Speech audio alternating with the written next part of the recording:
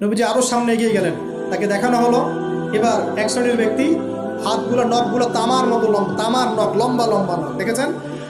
এই নখগুলো দিয়ে তারা চোখ এবং গাল আঁচড়াচ্ছে, কোনো কোনো ক্ষেত্রে বুক আঁচড়াচ্ছে এবং ওই গোশতগুলো খাচ্ছে। নবী জিজ্ঞাসা করলেন এরা কারা? নবীজিকে বলা হচ্ছে এরা আপনার উম্মতের সেই সব ব্যক্তি যারা বেশি বেশি গীবত করত এবং অন্যের নামে মিথ্যা অপবাদ ছড়াত।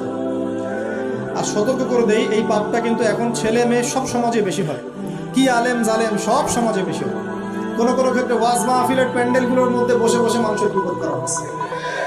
এবং অনলাইনের ফেসবুক আর ইউটিউবের যে কন্টেন্টের যুগগুলো চলছে, এখানে কারণ থাক না থাক মানুষের গীবত প্রচুর হচ্ছে, কোনো কারণে হোক অকারণে হোক।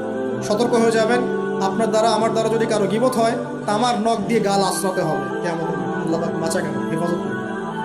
এবং এই পাপের আরেকটা শাস্তি দেখা হয়েছে, ওই যে নিজের ভাইয়ের গোশত ছিঁড়ে ছিঁড়ে খাচ্ছে, এক শ্রেণীর মানুষকে আগুন খাওয়ানো হচ্ছে এবং আগুনগুলো পিছনের রাস্তা দিয়ে বের হয়ে যাচ্ছে। জিজ্ঞাসা করা হলো তারা কারা? নবীজিকে বলা হচ্ছে এরা আপনার উম্মতের সেই সব ব্যক্তি যারা এতিমের মাল ভক্ষণ করত, এতিমের মাল অন্যায়ভাবে ভক্ষণ করে খেয়ে ফেলত। আছে কি নাই সমাজের মধ্যে? নবীজি আরও সামনে গেলেন, দেখলেন এক শ্রেণীর মানুষ কাঁধে অনেক বোঝাগুলো হালকা করার বদৌলতে উল্টা তারা বোঝা হালকা না করে আরও কিছু বোঝা ঘাড়ে নিচ্ছে, লাকড়ির বোঝা ঘাড়ে নিয়ে পথ চলার চেষ্টা করছে, কিন্তু পথ চলতে পারছে। নবীজি বলেন এরা তো অদ্ভুত, এরা তো চাইলে বোঝা হালকা করে চলতে পারত, বোঝা আরও নিয়ে চলছে কেন? নবীজিকে বলা হচ্ছে এরা আপনার মধ্যে সেই সব ব্যক্তি যারা দায়িত্ব যতটুকু নিয়েছিল অতটুকু তো পালন করতে পারতই না, আরও দায়িত্ব চেয়ে নিত মানুষের কাছে। দায়িত্ব চেয়ে নেওয়ার সংস্কৃতি চলছে না এখন?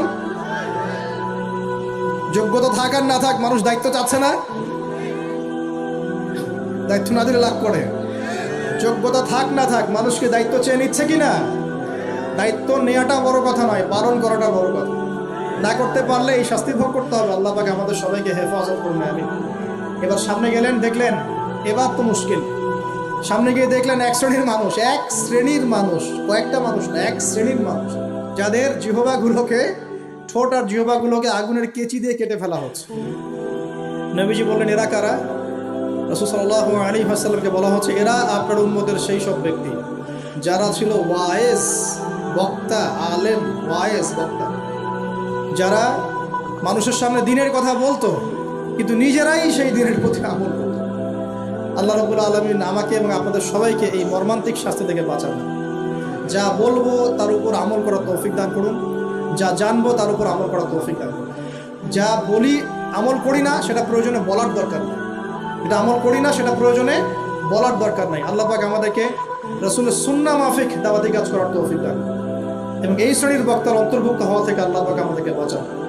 এইভাবে তিনি আরও বেশ কিছু শাস্তি দেখলেন, তারপর তাকে ফিরিয়ে আনা হলো। এই মেরাজের ঘটনা এভাবে শেষ হলো। এখন এই পুরো মেরাজের ঘটনা আমরা যা শিখলাম, রাসূলুল্লাহ সাল্লাল্লাহু আলাইহি ওয়াসাল্লামের এই মেরাজ উম্মতে মুহাম্মাদের জন্য খাস কিনা, আমাদের জন্য খাস কিনা? এরকম ঘটনা কি বিশ্বে আর কোথাও ঘটেছে? এই পুরো হিস্ট্রির মধ্যে কি এরকম ঘটনা কখনো ঘটেছে? অন্য কোনো নবীর সাথে ঘটেছে? অন্য কোনো উম্মতের সাক্ষী আছে? আমরা সাক্ষী আছি, আমাদের নবীর সাথে ঘটেছে। আমাদের নবীর ক্ষেত্রে জীবনে এই বিস্ময়কর ঘটনা একবার ঘটেছে। আল্লাহ পাক কি কোনো নবীকে তার কাছে নিয়ে ওহী করেছেন? আসুন এই মিরাজে যে বিষয়গুলো আমরা শিখলাম, আমরা সবাই এর উপর আমল করার চেষ্টা করি। আল্লাহ পাক তৌফিক দান।